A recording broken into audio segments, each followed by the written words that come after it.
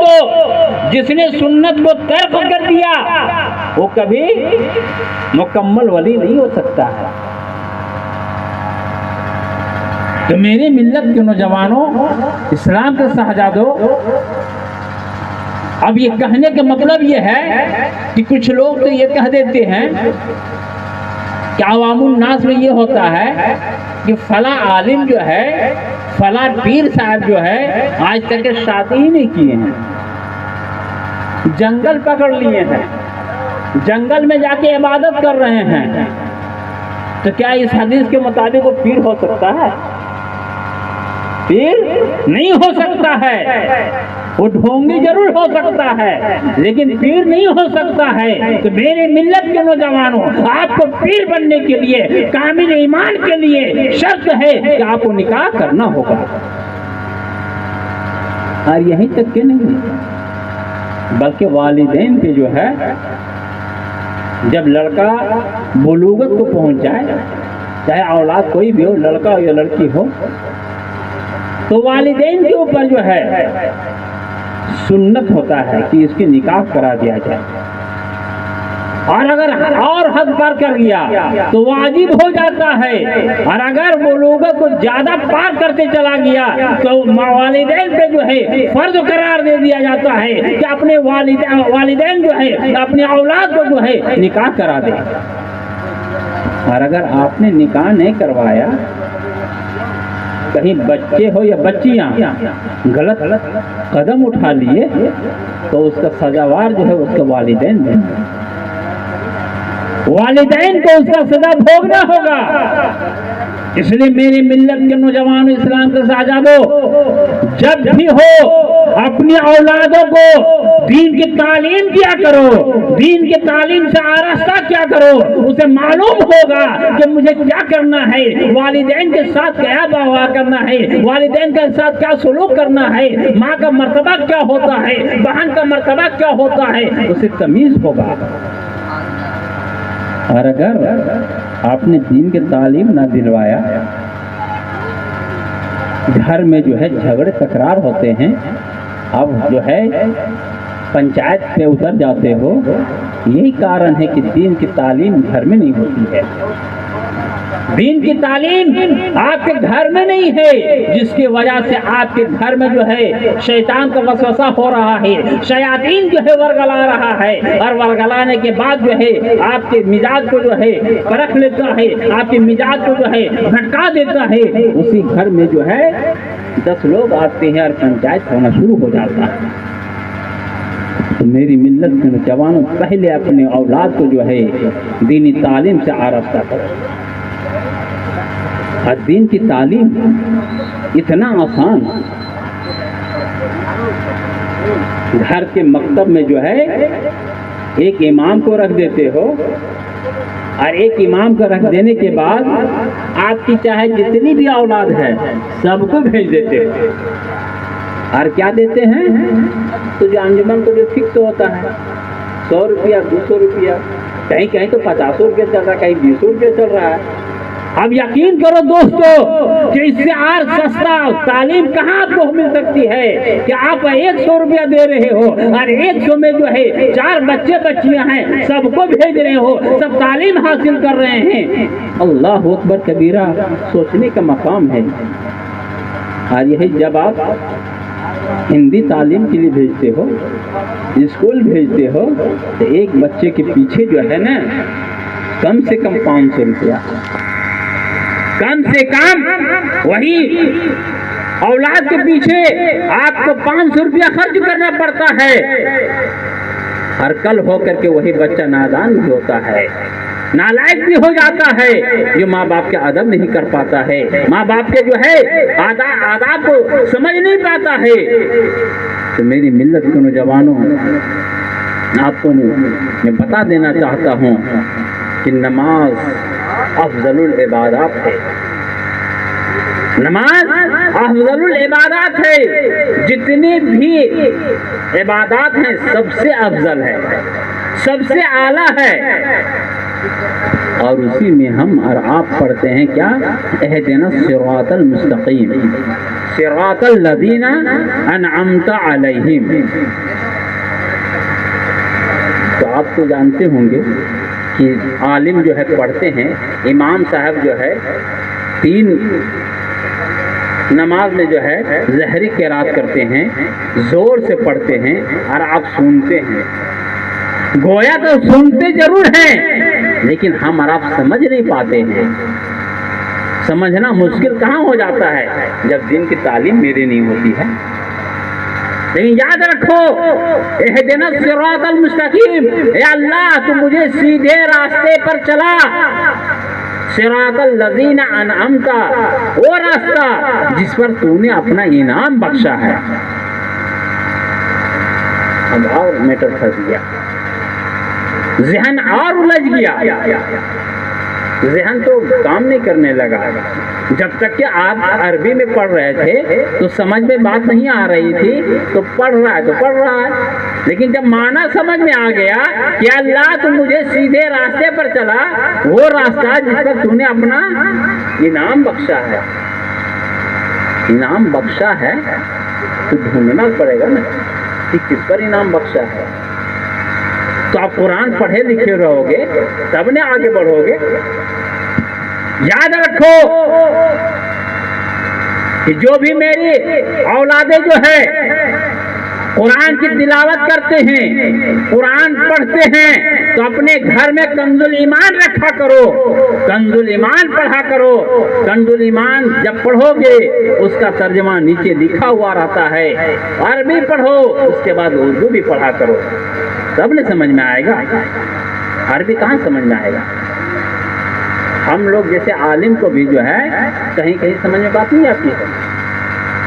تو آپ تو ایک مکتب میں پڑھے لکھے انسان ہو، مکتب میں جب تعلیم کیے ہو، حاصل لیے ہو، تو آپ کو یہ کرنا چاہیے کہ قرآن اگر پڑھنے جانتے ہو تو کنز الایمان پڑھا کرو.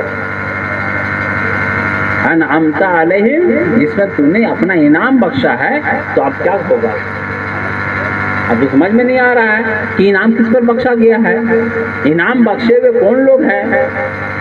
تو آگے ارشاد ہوتا ہے انعم اللہ من النبیین والصدیقین والشہداء والصالحین. بات تو ظاہر ہو گئی، اللہ نے کس پہ انعام بخشا ہے معلوم ہو گیا، پتا چل گیا. انعم اللہ من النبیین والصدیقین والشہداء والصالحین. اب وہ 4 گروہ ہے، 4 گروہ جس پہ خدا نے اپنا فضل بخشا ہے، انعام بخشا ہے. وہ کون کون ہیں؟ نبیین ہیں، صدیقین ہیں، شہداء ہیں، الصالحین ہیں. معلوم تو ہو گیا. اب آپ جو ہے ان 4 پر جو ہے جب تک کہ یقین نہیں رکھو گے تب تک کامل ایمان نہیں ہو سکتے، نہیں ہو سکتے ہو. تو میری ملت کے نوجوانوں، نبیین کا زمانہ نہیں ہے. اب آپ نبیین کو نہیں پا سکتے ہو، صدیقین کو نہیں پا سکتے ہو. شہداء رہی بات تو شہداء ہم کونوں، علم غیب نہیں میرے اندر، نہ جانے کون شہید ہوگا مجھے معلوم نہیں ہے. شہید ابھی بھی لوگ ہوتے ہیں، دیوار گر گئی، کوئی صاحب ایمان مر گیا، شہادت کا درجہ پایا. کوئی قتل کر دیا صاحب ایمان کو، وہ شہادت کا درجہ پاتا ہے.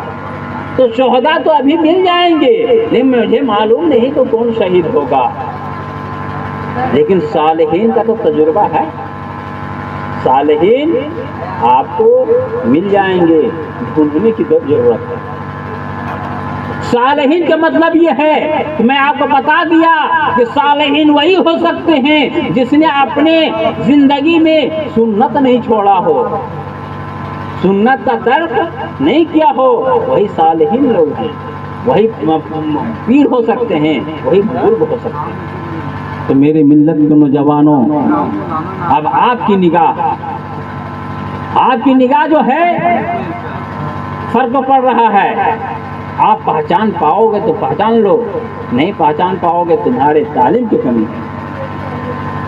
تو میری ملت کے نوجوانوں، اسلام کے شہزادوں، اگر آپ کو اپنے ایمان کو برقرار رکھنا ہے تو کسی نہ کسی عالم سے جو ہے رابطہ رکھنا ہوگا، عالم دین سے جو ہے رجوع کرنا ہوگا، اور روز مرہ کی جتنی بھی مسائل ہے اسے جاننا ہوگا۔ جب تک کہ روز مرہ کے مسائل نہیں جانو گے تو حرام و حلال کی تمیز نہیں کر پاؤ گے، اور جب حرام و حلال کی تمیز نہیں ہو پائے گا نا تو آپ کو جو ہے عبادت میں دل نہیں لگے گا۔ اگر ایک نوالا بھی حلق کے نیچے چلا گیا حرام کا اناج تو اس دن آپ کو جو ہے عبادت میں جو ہے دل ہی نہیں لگے گا، آپ کو عبادت میں توجہ نہیں دلایا جائے گا۔ تو میری ملت کے نوجوانوں، کم سے کم تو اتنا پڑھ لیا کرو کہ روز مرہ کے مسائل کو جان لیں، روز مرہ کے مسائل کو ہم پہچان لیں کہ ہمیں کیا کرنا ہے۔ تو میری ملت کے نوجوانوں، اسلام کے شہزادوں، ہم صاحب ایمان ہیں اور سنی صحیح العقیدہ ہیں۔ میں آپ کو بتایا تھا کہ کنز الایمان پڑھا تھا۔ کنز الایمان کا بات اس لیے میں بولا تھا کہ جس آیت کو میں نے آپ کے سامنے پیش کیا، اہدنا الصراط المستقیم صراط الذین انعمت علیہم، ہمارا ترجمہ یہ ہے کہ اللہ تو مجھے سیدھے راستے پر چلا، لیکن وہی جب اشرف علی تھانوی کی کتاب آپ مطالعہ کرو گے، پڑھو گے، تو اس میں ملے گا کیا کہ اے اللہ تو مجھے سیدھے راستے دکھا، تو مجھے سیدھا راستہ دکھا۔ اس کا ترجمہ یہ ہوگا، کنز الایمان کا ترجمہ یہ ہوگا کہ اللہ تم مجھے سیدھے راستے پر چلا۔ اس لیے میں بولا تھا کنز الایمان پڑھا کرو۔ اب معلوم ہوگا آپ کو کہ دیکھا اور چلا میں بہت فرق پڑتا ہے، دیکھا اور چلا میں بہت فرق ہے۔ کسی میں انجان آدمی کو بتا دو ابھی کہ یہاں سے بنہا چلے جاؤ تو جنگل میں جا کے پھٹک جائے گا، نہیں جا پائے گا۔ اور چلا کے مطلب یہ ہوتا ہے کہ میں ریاض سے پوچھا کہ مجھے راستہ جو ہے لے کے چل، اب چلانے کا مطلب یہ ہے کہ ان کو ساتھ ساتھ میرے ساتھ چلنا ہوگا، ان کو دیکھا ہوا ہے، کہیں ہم بھٹک نہیں سکتے ہیں۔ تو میری ملت کے نوجوانوں، یہ فرق ہوتا ہے۔ بسم اللہ شریف کا جو ہے ترجمہ تم دیکھو گے تو یہ ہوگا، میں آپ کو یہ بتا دینا چاہتا ہوں تاکہ ذہن میں بات رہے، یہ سب بالکل مینر چیز ہے۔ بسم اللہ الرحمن الرحیم کا معنی یہ ہوتا ہے کہ اللہ کے نام سے شروع، جو نہایت مہربان اور رحم والا۔ کیا ہے؟ اللہ کے نام سے شروع۔ وہ کیا کہتا ہے؟ شروع کرتا ہوں اللہ کے نام سے۔ ذہن میں بسانے والی بات ہے، نقطے کی بات ہے۔ اس کا ترجمہ یہ ہوتا ہے کہ شروع کرتا ہوں اللہ کے نام سے۔ میرا ترجمہ یہ ہے کہ اللہ کے نام سے شروع۔ میری ملت کے نوجوانوں، اب اس کا ترجمہ جب یہ لڑکیاں پڑھیں گی، عورتیں پڑھیں گی، تو اس کو کیا کہنا ہوگا کہ شروع کرتی ہوں اللہ کے نام سے، یہ نہیں کہنا ہوگا۔ میں پڑھوں گا تو کہوں گا اللہ شروع کرتا ہوں اللہ کے نام سے۔ جب عورتیں پڑھیں گی تو اس کو یہ کہنا ہوگا کہ شروع کرتی ہوں اللہ کے نام سے۔ یہ تو بدلاؤ ہو گیا، جبکہ قرآن میں کوئی بدلاؤ نہیں۔ تو میری ملت کے نوجوانوں، جس کا جو ہے نا دل مردہ ہو جاتا ہے تو اس کا دماغ کام نہیں کرتا۔ درود پاک پڑھیے، اللہم صلی علی سیدنا شفیعنا حبیبنا مولانا محمد بارک سلم صلاۃ و سلام علیک یا رسول اللہ صلی اللہ تعالی علیہ وسلم۔ میری ملت کے نوجوانوں اور اسلام کے شہزادوں، بس میں یہی کہوں گا کہ ہم افضل العبادات کو جو ہے فروغ دیں، نماز کی پابندی کریں، نماز ہمہ وقت جو ہے پابند رہیں، نماز کے علاوہ کوئی اور کام نہیں آ سکتا ہے، اور بالخصوص صبح سویرے جو ہے اٹھو اور فجر کی نماز پڑھو، اللہ اکبر کبیرہ۔ جب آپ فجر میں اٹھو گے دن بھر یقین کرو کہ جب تم آزمائش کر کے دیکھ لینا، جب تم فجر کے وقت اٹھو گے اور نماز کے پابند ہو جاؤ گے تو دن بھر مزاج فریش لگتا ہے، مزاج خوشحال ہوتا ہے اور ہر کام میں دل بھی لگتا ہے۔ اسے آزمانے کی چیز ہے، یقین کر لو۔ تو میری ملت کے نوجوانوں، ہم صاحب ایمان ہیں اور سنی صحیح العقیدہ ہیں۔ ہمیں اور آپ کو چاہیے کہ نماز افضل العبادت ہے، نماز کی پابندی کرے۔ وآخر دعوانا الحمدللہ رب العالمین، استغفر اللہ ربی من کل ذنب واتوب الیہ، استغفر اللہ ربی من کل ذنب واتوب الیہ۔ آئیے کھڑے ہو کر صلوات و سلام کریں۔